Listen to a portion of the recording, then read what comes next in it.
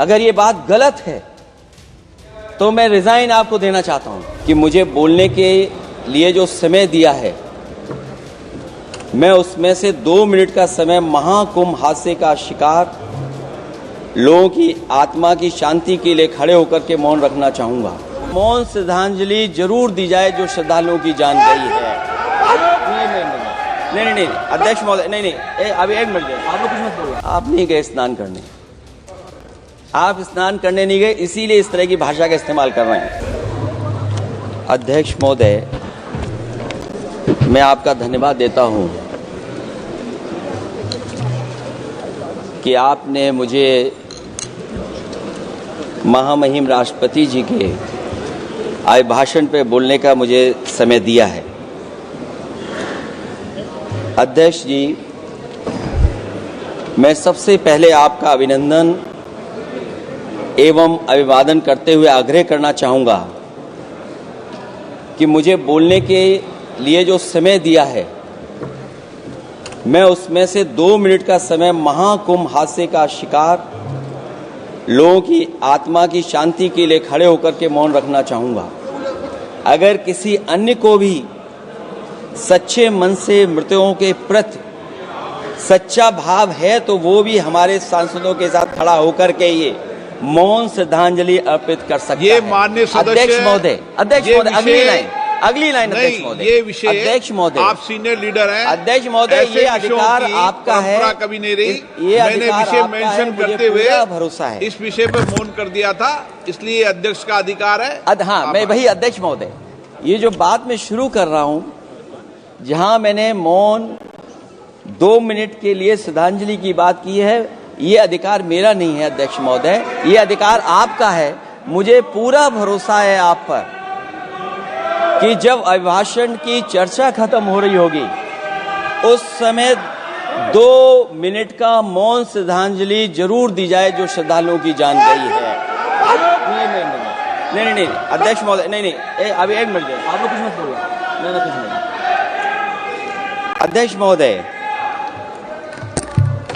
अभी तो अध्यक्ष महोदय मैंने बात शुरू नहीं की है और जिन लोगों को तकलीफ है और जिनको दुख होना चाहिए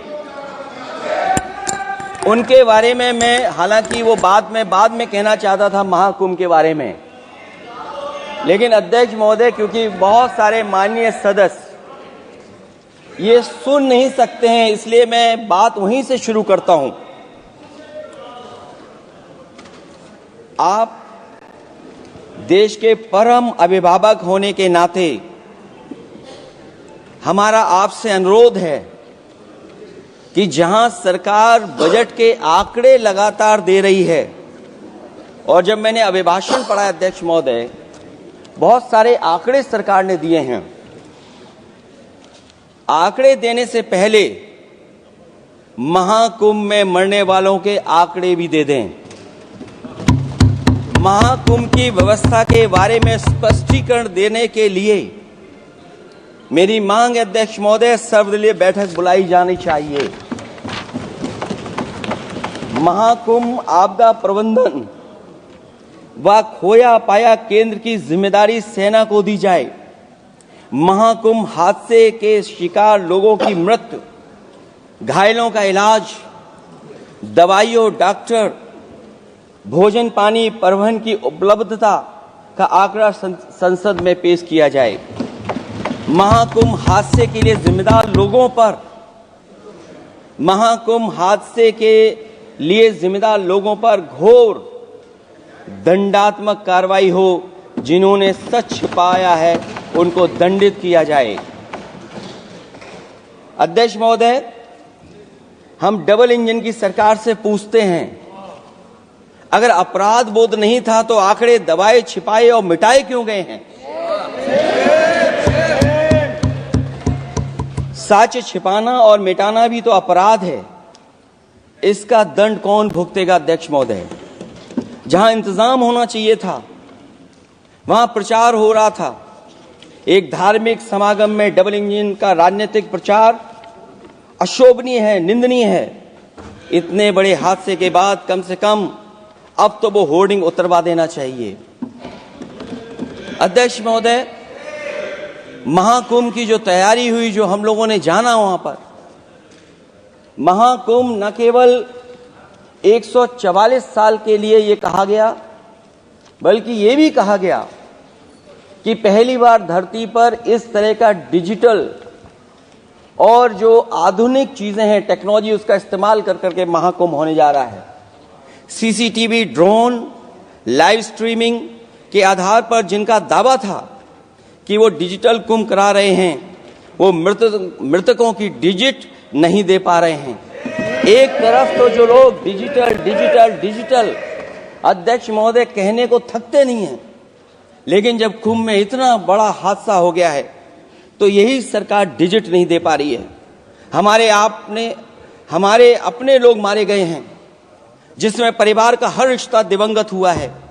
किसी की माता, किसी के पिता, किसी की बहू, किसी की बेटी, किसी का भाई बहन, चाचा चाची, बच्चों के आंकड़े तो अभी तक नदारद हैं। खोया पाया केंद्र ही लोगों को तो नहीं मिल रहा है, जो खोया पाया केंद्र था उसको भी लोग पा नहीं पा रहे, ढूंढ नहीं पा रहे। अध्यक्ष महोदय, कुंभ कोई पहली बार नहीं हो रहा है। कुंभ का आयोजन सदियों से होता आया है। हमारे पौराणिक और हमारे इतिहास के दस्तावेज ये बताते हैं कि समय समय पे जो भी सरकारें रही होंगी, जिसका भी राज रहा होगा अध्यक्ष महोदय, उसने महाकुंभ या इस तरह के कुंभ का आयोजन किया है।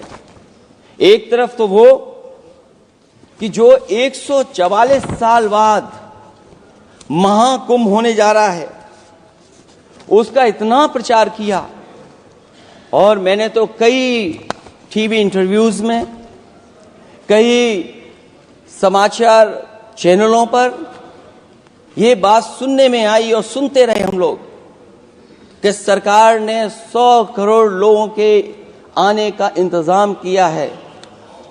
और अगर 100 करोड़, अध्यक्ष महोदय, अगर ये बात गलत है तो मैं रिजाइन आपको देना चाहता हूं। अगर अध्यक्ष महोदय, ये माननीय सदस्य लोग अगर ये नहीं सुन पा रहे हैं तो मैं इनको एक एक को, आप नहीं गए स्नान करने, आप स्नान करने नहीं गए, इसीलिए इस तरह की भाषा का इस्तेमाल कर रहे हैं। अध्यक्ष महोदय, ये कहा गया कि 144 वर्ष के बाद ये हो रहा है। जहां तक मेरी समझ और जानकारी कहती है, जो एस्ट्रोनॉमी और एस्ट्रो चीजों को समझते होंगे वो ये स्वीकार करते होंगे, जो भी कुंभ होता होगा वो 144 वर्ष के बाद ही होता होगा। लेकिन ये कहा गया कि नक्षत्र ऐसे हैं, तो मैं अध्यक्ष महोदय सरकार से कहना चाहता हूं कि सतयुग से लेकर के कलयुग तक ये सनातन परंपरा रही है कि संत, महात्मा, साधु समाज मुहूर्त के हिसाब से शाही स्नान करते हैं। उसमें नक्षत्रों के हिसाब से जो सहयोग बनता है वही शाही स्नान का मुहूर्त होता है। लेकिन भाजपा के राज में ये सनातन परंपरा टूट गई। पहले सरकार ने संत समाज को शाही स्नान रद्द करने का आदेश दिया, जिससे अनादिकाल की सनातन परंपरा टूटी। और फिर जब देश भर ने ये बात उठी, देश भर में ये बात उठी, तो उन्होंने हादसे को छिपाकर फिर से आदेश दिया कि अखाड़े शाही स्नान करने जाएं। इससे सरकार ने पावन मुहूर्त के स्थान पर अपने मनमाने समय पर स्नान कराने का आदेश दिया। बात उस दिन या तिथि की नहीं होती है, बल्कि निश्चित मुहूर्त काल की होती है। ये सनातन परंपरा तोड़कर इन लोगों ने अच्छा नहीं किया। और ये क्या परंपरा टूटी है कि नहीं टूटी है, मैं समझता हूं अध्यक्ष महोदय मुझसे बेहतर सामने वाले ज्यादा जानते होंगे इसके बारे में। और जो लोग, अध्यक्ष महोदय, जो हम लोगों ने देखा वहां पर लोग पुण्य कमाने आए थे और अपनों के शव लेकर के गए हैं। चमत्कारी करिश्मा तो ये हुआ है, श्रद्धालुओं के शव मिल गए थे, पर सरकार स्नान करने वाले मरने वालों की बात स्वीकार नहीं कर रही थी। और इससे ऊपर ये बात जो वहां पर और हुई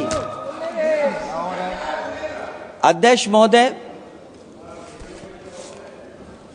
जब ये जानकारी हो गई कि कुछ लोगों की जान चली गई, लाशें हैं जो मोर्चरी में पड़ी हैं, अस्पताल में पड़ी हैं, उसके बाद सोचिए सरकार क्या कर रही है।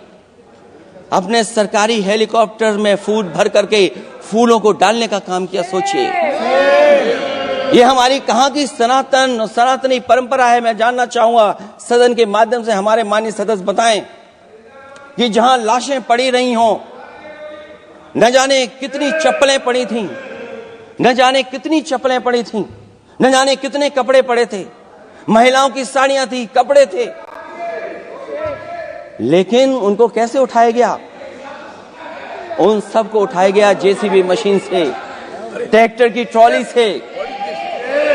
उनसे उठा करके कहां फेंका कोई नहीं जानता, लेकिन जब उनको लगा कि वहां से बदबू आ रही है तो यही सरकार के लोग छिपाने लगे हैं।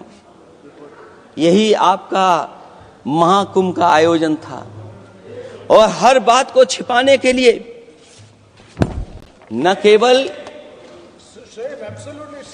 केवल ये लोग मीडिया का सहारा ले रहे हैं, मीडिया का सहारा लेते लेते सुनने में आया है कुछ दबाव और कुछ स्वीटनर भी दिए जा रहे हैं जिससे उनकी खबरें बाहर ना आ जाएं। और अगर अध्यक्ष मोदी ये बात सब गलत है मेरी, अगर ये बात सब गलत मैं कह रहा हूं, तो अभी तो नेता सदन को अभी भाषण देना है। और मैं ये बात और कहना चाहता हूं, आप अपनी तरफ से जानकारी कर लीजिएगा। हमारे उत्तर प्रदेश के मुख्यमंत्री जी ने शोक नहीं प्रकट किया था। जब देश की राष्ट्रपति और प्रधानमंत्री जी ने शोक प्रकट किया, उसके बाद 17 घंटे बाद सरकार ने स्वीकार किया। अध्यक्ष मोदी, ये वो लोग हैं जो आज भी कोई सच्चाई स्वीकार नहीं कर सकते। इनका रास्ता क्या है मैं नहीं जानता हूं, कहां ले जाना चाहते हैं।